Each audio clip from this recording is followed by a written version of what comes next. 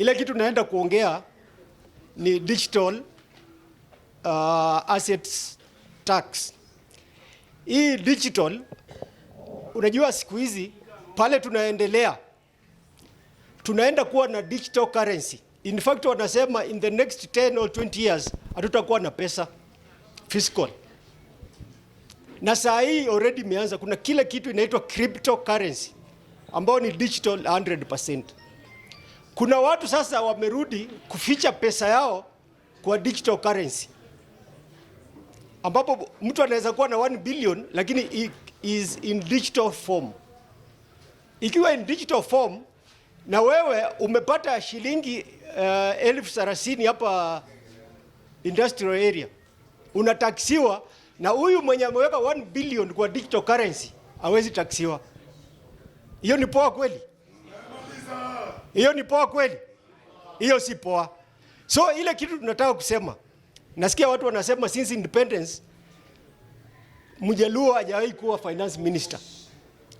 Let me tell you, it's not since independence. Since Kenya iitwe Kenya, that was 1920. So from 1920 mpaka saa hii, those are 106 years, Mjaluo hajawahi kuwa finance minister. Saa hii you have a finance minister mwenye anaitwa John Mbadi. John Mbadi. John Mbadi is not only an expert in training, he's an expert in dealing with the people. He's the first minister who has gone out in the treasury, who has gone out to explain to people what he's doing at the treasury. And believe you me, without any fear of contradiction, if John Mbadi was the treasury boss in 2024, we could not have had the 2024 demonstration. Yeah, you are right. That one I can assure you 100% without any fear of contradiction. Because when lies and propaganda are taking a lift, truth is taking stairs. So that by the time truth inaenda kufika, ule uongo na propaganda ilipanda lift, ishafika, imetulia. But Mbadi has made sure that he has gone out of his way, even engaging the people. Other people wanaona kama hawafai, Mbadi goes to the ground, anawaeleza, wanauliza maswali na anawajibu. In briefly, let me run it through. Mbadi kuna reforms anafanya kwa treasury, and if implemented successfully, Mbadi is going to be the most consequential treasury boss Kenya has ever had. Number one, National Infrastructure Fund.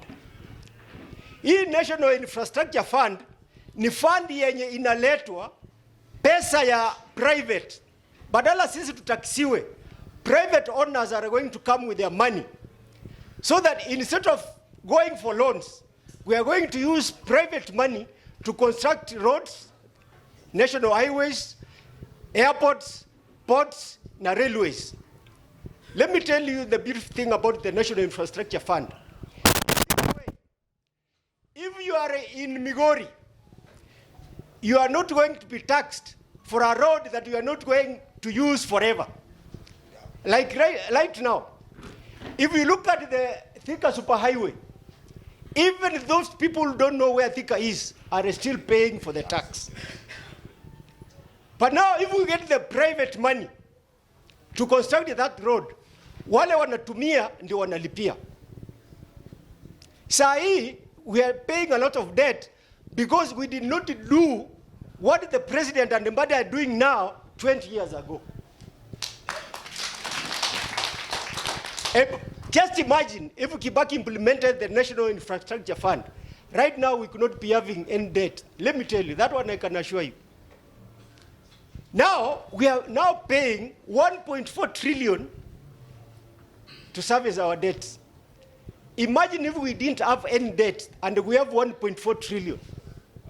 That money is enough for you, for your kid to go to school without paying, to go to hospital without paying, and even taking public transport without paying. Because if you go to Australia, people don't pay for public transport because the government is doing it. Why is the government doing it? Because there is a lot of money the government is taxing from the people, and the people will start seeing the beauty of paying taxes.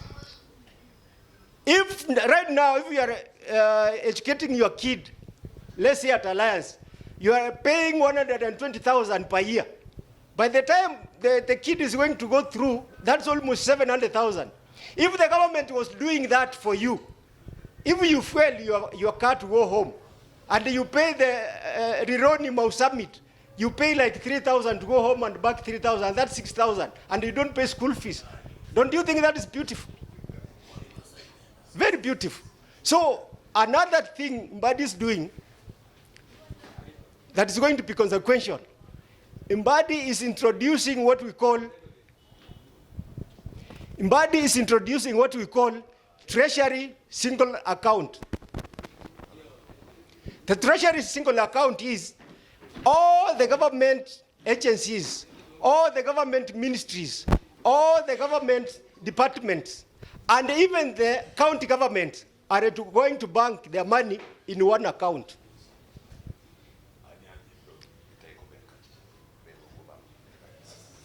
Right now, because we have not implemented the Treasury single account, we have counties that have 350 bank accounts. 350. But now, we are going to have a single treasury account through Mbadi, through the Mbadi reforms at the treasury. Can we imagine right now as we talk, the government is paying interest on the money that belongs to the government? Because if Kenyans has banked with KCB, and the government borrows from KCB, don't you think the government is borrowing its own money? Yes. The government is borrowing its own money. But now, if this money is removed from the commercial banks and is banked at that central bank, the government is going to know what the right hand is doing and what the left hand is doing. Right now, the government does not know what the left hand is doing and what the right hand is doing, because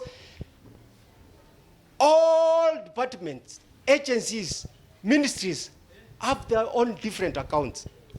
But Mbadi is going to make sure that we are going to have one treasury single account for both the national government and the county government. Kitu ingine, number 3, we are going to have the sovereign wealth fund. The sovereign wealth fund is going to come from our natural resources, like minerals. All this time, we have been mining minerals. We don't know where this money goes. But we are going to have a specific fund that's going to manage the money and the proceeds from minerals. That's very consequential. So another thing Mbadi is doing is introducing what we call accrual account. Right now we are working on cash basis accounting. But Mbadi, being an accountant, he has introduced what we call accrual. Accrual is going to make sure once you have done a job, if you have done a job in a ministry, when the money comes, it will come to you directly for the job you did. Right now, when they write you have done a job, when the money comes from the treasury, the person who did something different is given your money, and that's why we are having a lot of pending bills. Kumalizia, there's a reason why the Lake Victoria has united you from Migori to Siopot. Stay as one. You have said Kisis have been in government since time immemorial and we have never been president. But there's a lot of development and there's a lot of things going on. Now you have got what we call a very consequential appointment in the Treasury, Energy, and the Internal Security as a PS. These are powerful seats, my friends. Don't let them go. Kuna mtu anakuambia, instead of having 15% of an elephant, can you come out and have 100% of a rat? What thinking? What kind of thinking is that? Kuna mtu anakuambia, you are having a 15% of an elephant. Can you come out and I give you 100% of a rat? Can you imagine? And because maybe casually, unaweza ona 15% is smaller than 100%. Can I go for a rat? There are people who are chasing a rat right now. Can you tell them to move out of this cat racing and rat racing? Come back to the 15% of the elephant. So, my urge to you, stay united. This is the first time you are having power. The really power. Can you imagine Mbadi is planning and giving the money. Rembo Nomolo is inspecting what Mbadi has given out to be implemented. How big can that be? You see? So I'm urging you very passionately, come back and be a unit. Let you be united from Migori to Siopod.